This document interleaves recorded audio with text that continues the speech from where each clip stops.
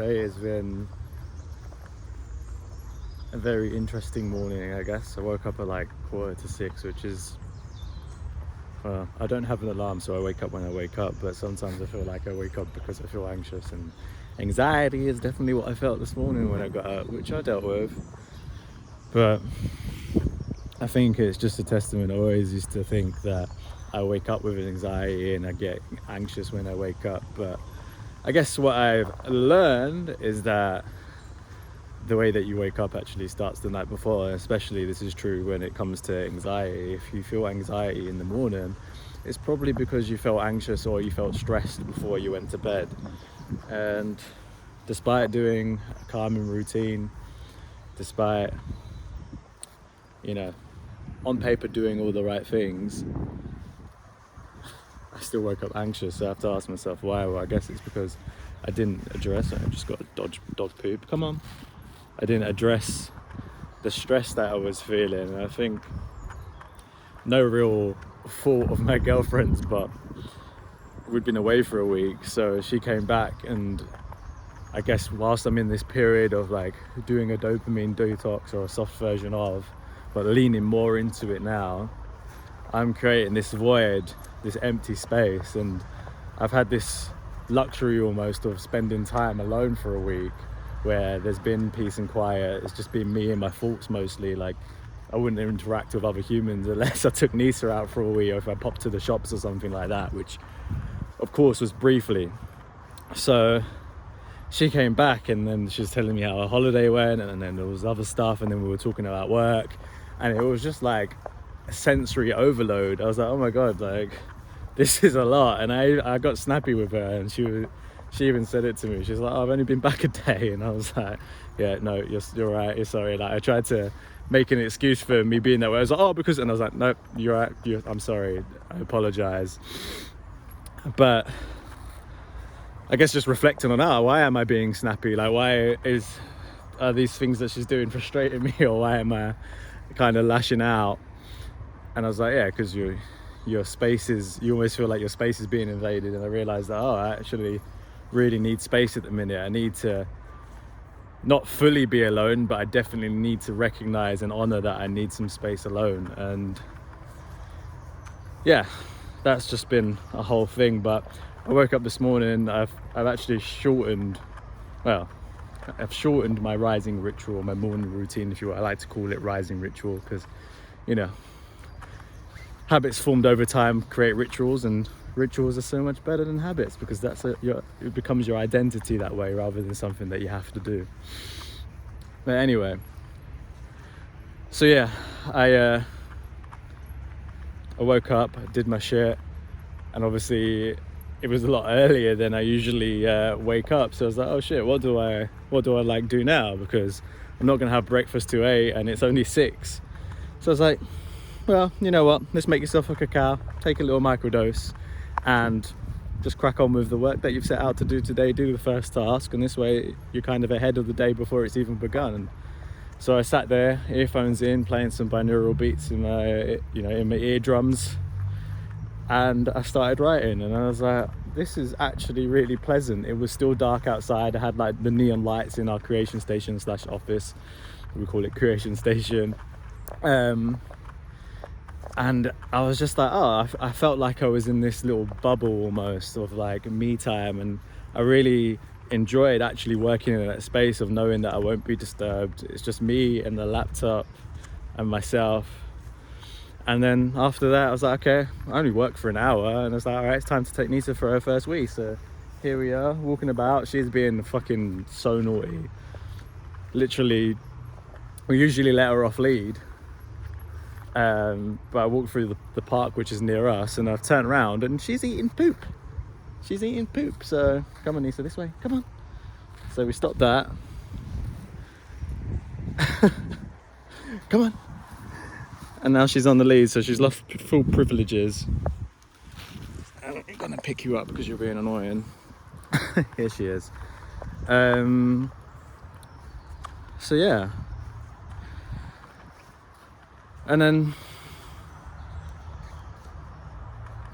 I feel like me and Pels had this big discussion about work and just life in general and the direction that we're now taking, and we're calling it the Great Lock-in, I guess. which is perfect. And it's a combination of doing like a dopamine detox protocol, and then also at the same time focusing on building our businesses and ourselves as well, because we've realized something that we're really great at is coming up with great ideas, but I think sometimes that is a thorn in our side, because what we do is we try and do everything at once.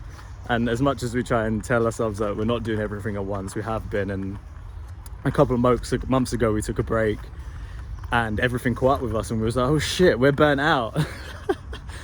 And when we looked at things like, why are we burnt out, it was because, oh yeah, we'd fallen into the trap of, I guess, what you call workaholism, which is something that I've used as an escape for my whole life. Like, I've seen my family, specifically my mum and dad, like work their asses off their whole life, kind of operating from that place of scarcity, survival mode.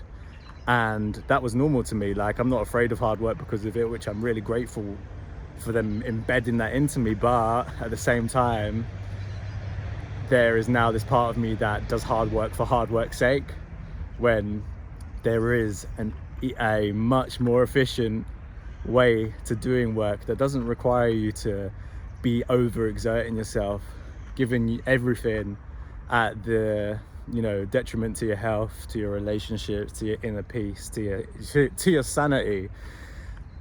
It's just a recipe for disaster. So yeah, me and Pels kind of had this break, and then we realized that, oh fuck, we're burnt out. We're actually burnt out because we were doing so much stuff which we wanted to do, but it wasn't necessarily building our business in the direction that we wanted it to be going in, or it wasn't the right things that would be moving the needle forward towards that goal that we had.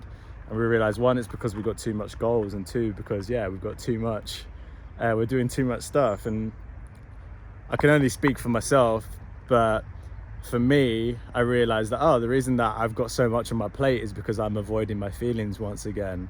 And it's been a whole process to kind of unravel that, which has taken a few months. I think we had the break in maybe the end of July, so we're in nearly November now.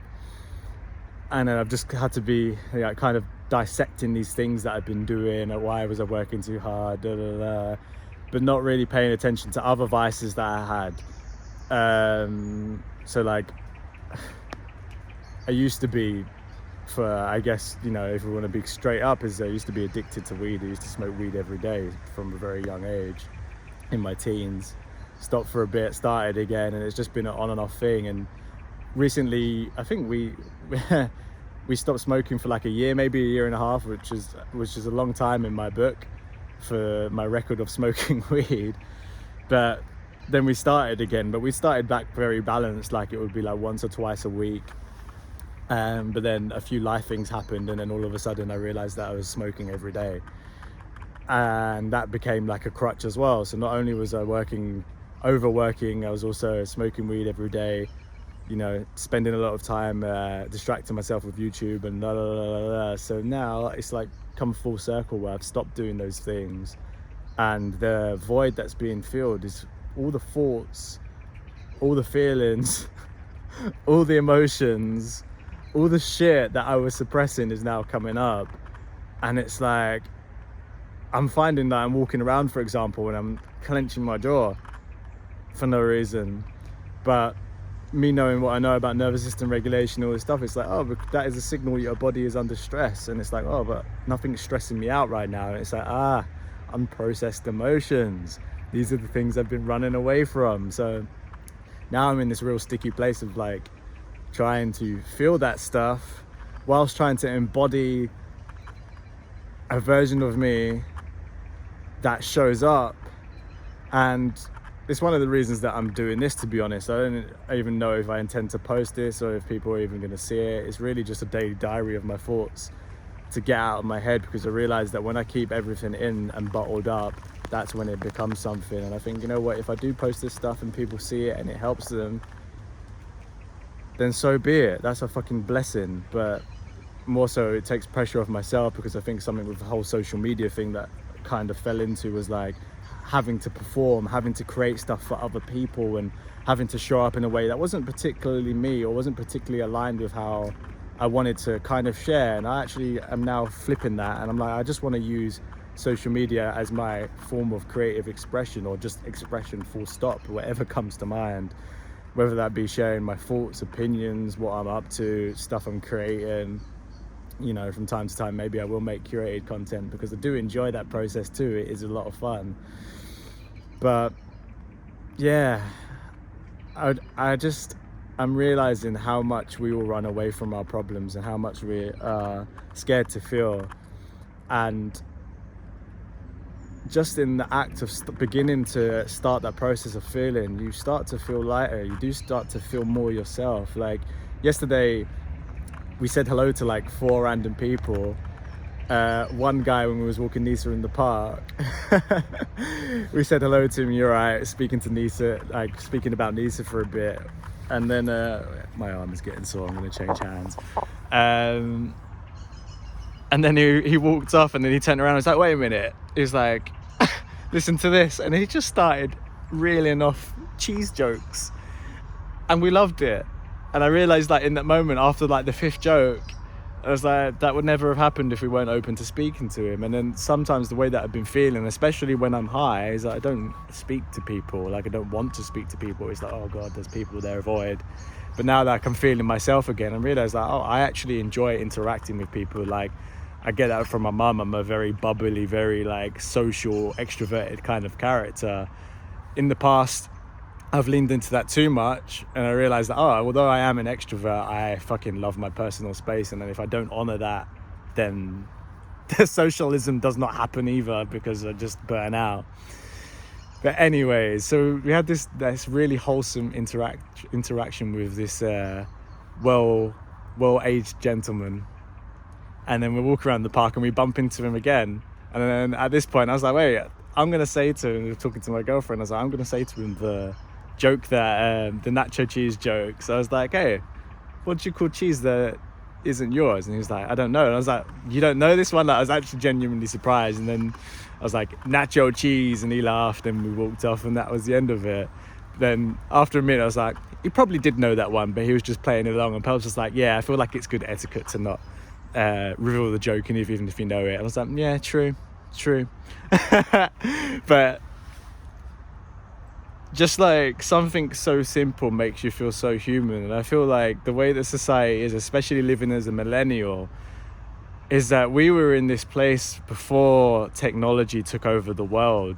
So we were like on the edge, and we saw the transition from like going to knock on your friend's house to get to see them, to shorthand text messaging, to BBM, to MSN, to WhatsApp, to social media now. And now we just watch our friends' lives through a screen, never really interacting with the people we care about, because we think that digital connection is interaction. And don't get me wrong, to an extent it is, but it is not a supplement for the real thing. And it's just been really eye-opening, taking away the shit that I'm using to distract myself, and realizing that the things that actually bring me joy are the little things, like speaking to strangers.